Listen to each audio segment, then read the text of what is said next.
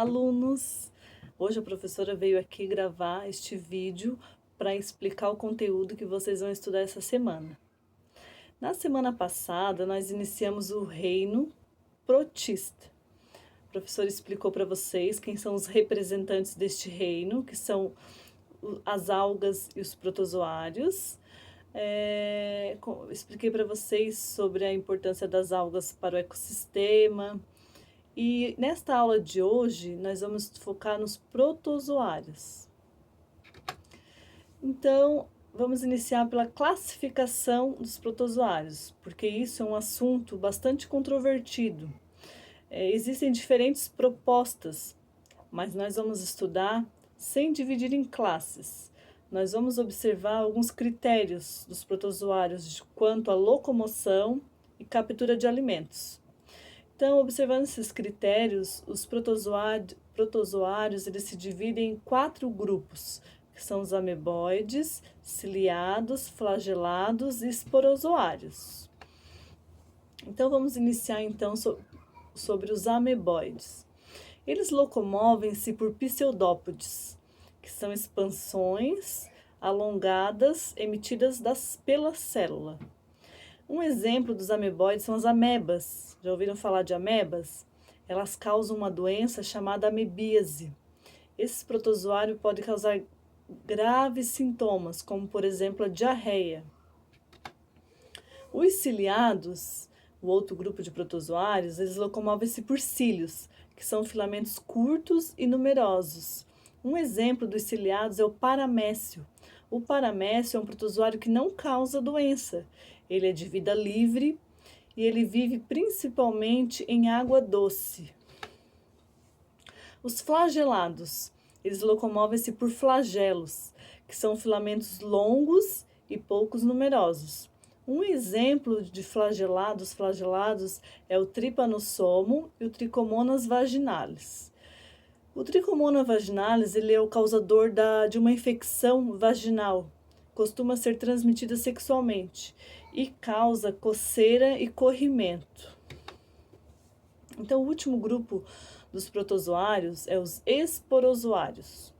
Os esporozoários eles são parasitas, porque eles não possuem estruturas de locomoção.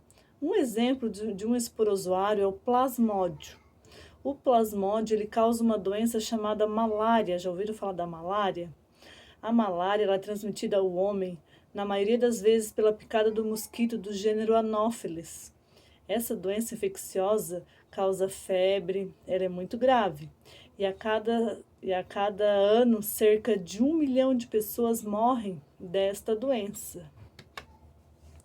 Os protozoários ameboides também são conhecidos como sarcodíneos. Eles são unicelulares, se locomovem e se alimentam formando os pseudópodes. E o que é pseudópode, professora? A professora está explicando, falando sempre essa palavra. Então, vocês podem pesquisar também no dicionário. E o pseudópodes significa falsos pés, porque não é um pé verdadeiro, mas exerce a função semelhante dos pés, que é a locomoção. E os pseudópodes exercem, além de locomoção, uma outra função, que é de englobar os alimentos, que será digerido lá dentro da célula.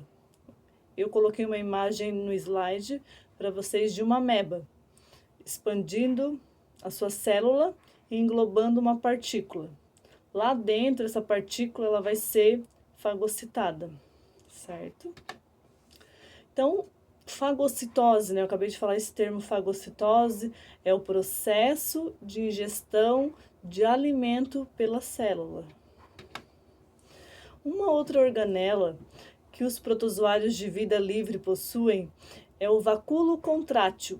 Que isso, professora? Vacúolo contrátil? Isso mesmo. Ela é uma organela que tem a função de eliminar o excesso de água que entra por osmose para dentro da célula. São organelas típicas de protozoários de água doce, como a ameba. Porque a água doce, ela tem concentração menor de soluto do que o interior da célula. Assim, a água entra por osmose para dentro da célula e se essa água não sair, a célula pode se romper. ok? Então, por isso é importante a importância do vacúolo contrátil, que ele elimina o excesso de água que entra por osmose para dentro da célula. Alguns protozoários marinhos também podem apresentar os vacúolos contráteis, mas esses são pequenos e pulsam lentamente. E os protozoários parasitas? Eles não possuem vacúolos contráteis. Por quê? Porque o meio onde eles vivem, a concentração externa é semelhante à concentração interna da célula. E como é o processo de reprodução da ameba, professora? A partir de uma ameba inicial, formam-se 8 amebas, todas geneticamente idênticas. Trata-se de um processo chamado de reprodução assexuada, que tem o nome de bipartição ou cisciparidade. Outros grupos de protozoários ameboides são os heliozoários, radioloários e os foraminíferos. Professor, todos esses ameboides eu coloquei imagens no slide para vocês verem.